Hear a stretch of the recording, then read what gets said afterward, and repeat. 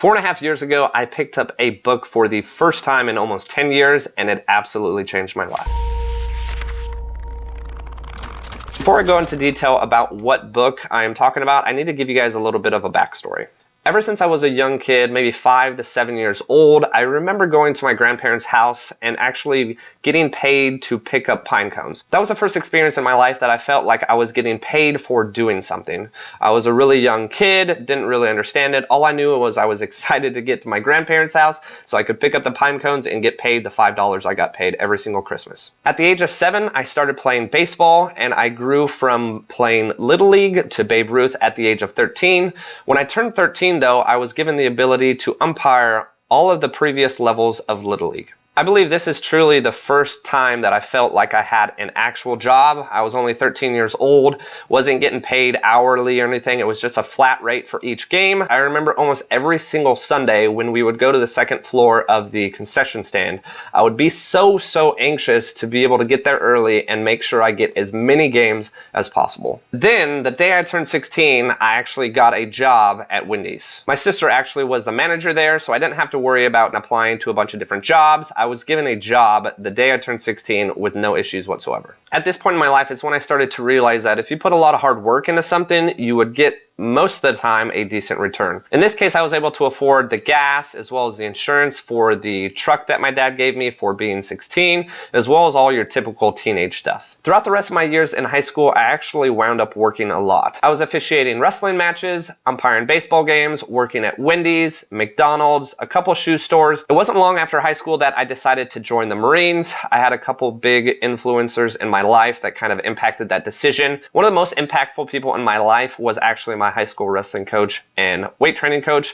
Because of him, he was the actual reason I joined the Marine Corps. The Marine Corps shortly after taught me truly the work ethic that I still have today. I was raised by a mother who was a middle school teacher and coach, and by a father that oftentimes, to be honest with you, I didn't really know what he did, but I just knew he worked a ton. Now, I knew my mother was always around, so for me, I kind of took to myself that, hey, I want to be a high school teacher and teach math so I could be around my kids and my wife someday. At this current time, I was in a serious relationship, and I absolutely had tunnel vision. When you have a relationship that takes up your entire life, and that ends, I had far too much time on my hands. And at that point, I hadn't read a book in 10 years, and then that's when I picked up Rich Dad, Poor Dad, and this book absolutely changed my life. The whole book is revolved around two parents and their different mindsets when it comes to building wealth. One of the biggest things that I took away from this book is most people will work for money. Rich people have money work for them. One of the biggest things that is discussed in Rich Dad, Poor Dad is rental properties. Actually, that's the first thing that I started out in. I currently have a fourplex, a duplex, 2 single families, and a primary residence. All of those are in some way generating some level of cash flow. Now, being a real estate agent as well as a business owner, we don't make any income unless we close deals. Our entire profession is based off of commission,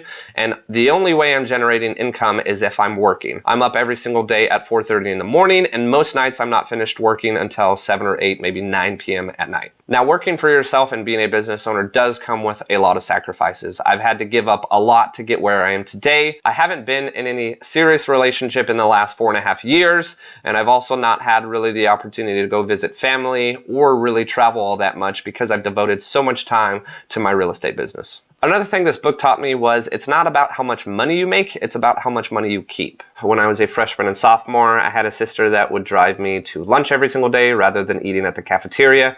At the time though, my mom would only give us $2 a day for lunch. For my mindset, I would actually try to find the cheapest thing that could fill me up. It was 88-cent nachos at Taco Bell.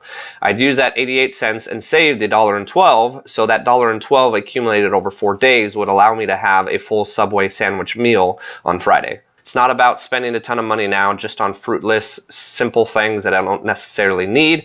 It's about saving the money as much as I can now to be able to afford an item down the road that's going to be able to further generate and build my wealth. Now, the next thing that Rich Dad Poor Dad taught me was to acquire assets, and not to acquire assets that you think are assets but are actually liabilities. Now, one mindset that people will have is to go buy a car. That's great, but it's a liability. For me, I went out and bought a car and turned it into a rental car. car. So my liability then turned into an asset. On the house aspect, a lot of people were out there renting. There's nothing wrong necessarily with renting, but you're honestly, in my opinion, throwing a lot of money away. For me, I wanted to get into an investment property as soon as I can, rent out the rooms and rent out the other side of my duplex. So not only was I acquiring an investment property, but I also wasn't even paying my mortgage. I think the biggest takeaway from reading Rich Dad, Poor Dad came when I was teaching my first year. I wanted something more. At that point, I had started to realize that within just the first year of teaching, there had to be more out there for me. And it was at that point that I decided that I needed to get my real estate license. I needed to get my real estate license not just to be able to help myself invest, but at that time I really wanted to invest all of my time and effort into real estate in order to make it a career. And fast forward to 2021, I've sold over 200 homes and I've had the opportunity to grow a business that I'm actually proud of. In conclusion, reading Rich Dad, Poor Dad about 4.5 years ago just came honestly at the right point in my life. I had an opening wound from a relationship that didn't work out, and I had way too much time on my hands. By picking up Rich Dad, Poor Dad, I was able to read not just one personal finance book, but I honestly read 10 books within the next couple months after that. It really helped me redefine my focus on personal wealth and personal finance. It's really the reasoning that has got me and my business to where it is today. Thanks again for watching, guys. I highly recommend this book if you have not read it. If you have any other recommendations for any kind of books that have changed your life, please leave them down in the comments below. I would love to hear them. Make sure to like and subscribe. It really does help, and stay tuned for the next video.